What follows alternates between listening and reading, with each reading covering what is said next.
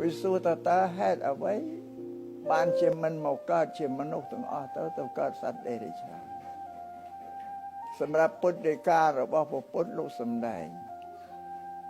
ប្រាប់ថាសត្វទាំងឡាយទាំងពួងនឹងមានកម្មមានអំពើដែលខ្លួនធ្វើនឹងជាគ្រឿងចាត់ចែងជោគវាសនាជីវិតរបស់សត្វទាំងឡាយនឹងឲ្យប្រព្រឹត្តទៅតាមកម្មរបស់ខ្លួនធ្វើដូចជាសត្វដេរិឆានពួកនឹងប្រព្រឹត្តនៅអំពើជាអកុសលនឹងច្រើនបបានស្លាប់ហើយក៏ទៅសោយទុកក្នុងអបាយភូមិជានរកជាប្រេតក៏ដល់ឡើងមកកើតនៅលើពិភពលោកទៅជាសត្វដេរិឆានទាំងអស់បងសម្រាប់មនុស្សយើងនេះគឺយើងបានបំពេញប្រព្រឹត្តនៅអំពើជាកុសលកម្មល្អប្រព្រឹត្តនៅកម្មល្អទើបកម្មនឹងជួយចាត់ចែងយើងឲ្យបានមកជាមនុស្សសម្រាប់កើតជាសត្វដេរិឆានក្តីជាមនុស្សក្តីពុទ្ធលោកសម្ដែងថាមានតែអំពើដែលខ្លួនធ្វើគឺផលកម្មទេដែលចាត់ចែងបែងចែកឲ្យទៅជាសត្វដេរិឆានជានរកប្រែតជាមនុស្សអីគឺកម្មរបស់ខ្លួនអ្នកបែងចែកបានលោកសម្ដែងថាកម្មនីវត្តតៃលោកោកម្មអំពើដែលមនុស្សធ្វើទៅបែងចែកមនុស្សនឹងឲ្យទៅជានេះឲ្យទៅជានោះវាខុសគ្នាហ្នឹងអាស្រ័យហេតុនេះយើងទាំងអស់គ្នាដែលកើតមកជាមនុស្សនេះគឺមិនមែនកើតមកទៅទេដែលអត់ហេតុផលទេគឺមានកម្មជាអ្នកបែងចែកឲ្យយើងទៅជាអ្វីណាវិសត្វដេរិឆាននឹងយើងបីដូចគ្នាខុសគ្នាតែមួយទេបីដូចគ្នាទី1ដូចគ្នាទី1គឺសត្វដេរិឆាននិងមនុស្សយើងនេះរស់នៅបានព្រោះអាស្រ័យបរិភោគអាហារចិញ្ចឹមជីវិតដូចគ្នាសត្វណាក៏មានត្រូវការម្ហូបអាហារដែលពោលទៅតាមជាតិសត្វហ្នឹងដោយមនុស្សយើងបរិភោគម្ហូបបាយទឹកទៅទី2សត្វទាំងអស់នេះចេះភ័យចេះខ្លាចដូចគ្នាទាំងអស់មនុស្សក៏ចេះភ័យចេះខ្លាចសត្វដេរិឆានក៏ចេះភ័យចេះខ្លាចនឹងអ្វីដែលមកបៀតបៀនដល់ជីវិតរាងកាយរបស់វាឲ្យភ័យខ្លាចដូចគ្នាទី3សត្វដេរិឆាននិងមនុស្សនេះមានញីមានឈ្មោលដូចមនុស្សដែរ3នោះដូចគ្នាតែមនុស្សលើសត្វទាំងអស់នោះតែមួយគឺធម្មសញ្ញាបើធម្មសញ្ញាគឺបញ្ញាបញ្ញាដែលយើងចេះដឹងមនុស្សខុសគ្នាយ៉ាងសម្រាប់សត្វដេរិឆានគឺมันមានបញ្ញាទេដូចជាយើងពិនិត្យមើលដោយសត្វពីងពីងសត្វចាបសត្វក្តាម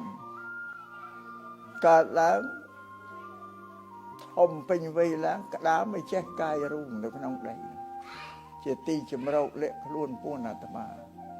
សម្រាប់សត្វចាបធ្វើសម្បុកយើងមើលល្អយកទៅចងក្រងចាក់ទៅ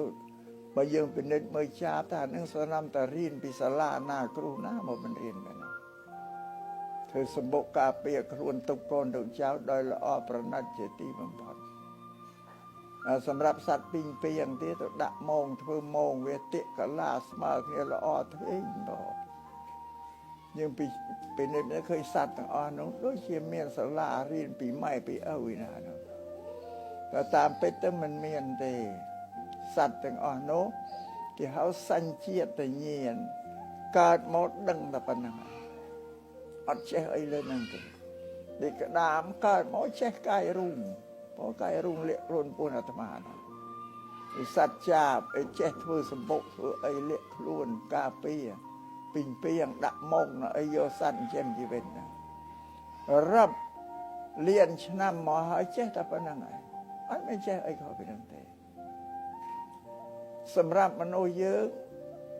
ដែលខុសពីសត្វដេរិឆានគឺធម្មសញ្ញានេះគឺថាយើងចេះកែចេះច្នៃចេះប្រឌិត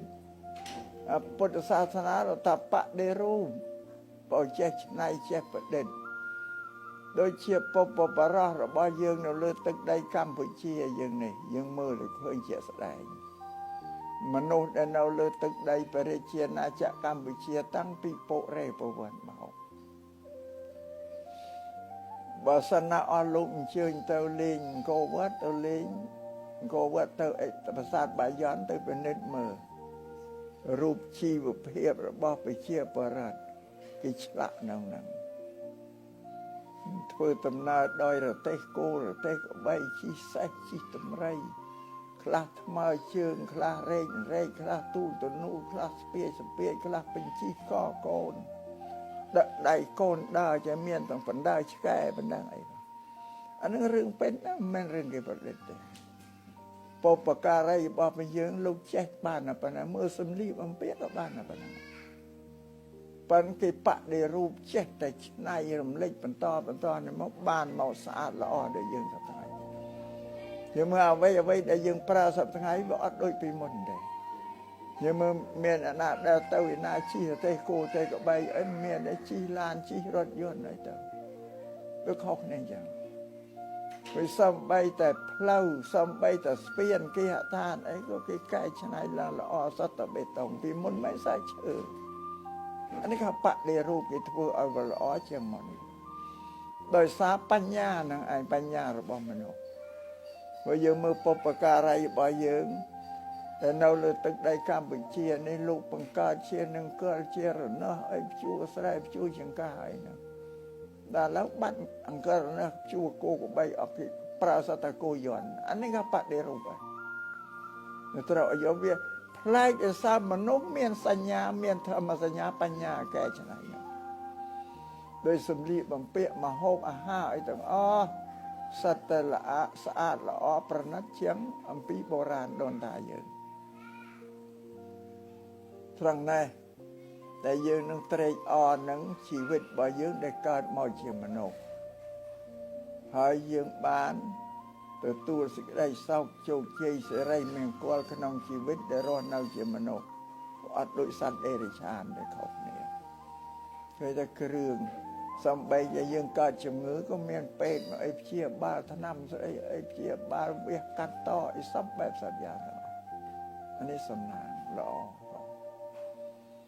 យើងត្រូវត្រេកអររីករាយចំពោះជីវិតយើងដែលកើតជាមនុស្សនេះជាជីវិតដ៏ប្រសើរបើជាយើងត្រូវថែរក្សាអត្តភាពខ្លួនយើងដែលជាមនុស្សកុំឲ្យវាផ្លាស់ប្ដូរកុំឲ្យផ្លាស់ប្ដូរបើយើងមិនថែរក្សាទេនឹងអាចប្រែផ្លាស់ប្ដូរជីវិតរបស់យើងមនុស្សទៅជានរកប្រែទៅជាដេរឆានបាន